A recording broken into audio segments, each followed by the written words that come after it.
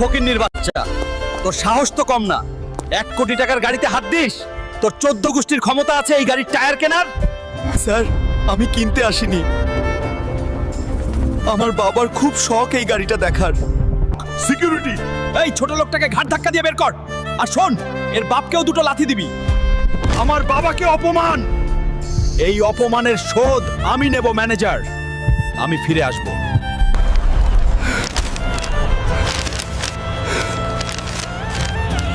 তুপুরি জঙ্গল থেকে যে নীলমণি আনতে পারবে তাকে 20 কোটি টাকা পুরস্কার দেওয়া হবে।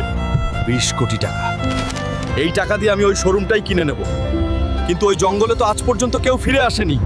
বাবার অপমানের প্রতিশোধ নিতে আমি চমের দুয়ারেও যেতে রাজি।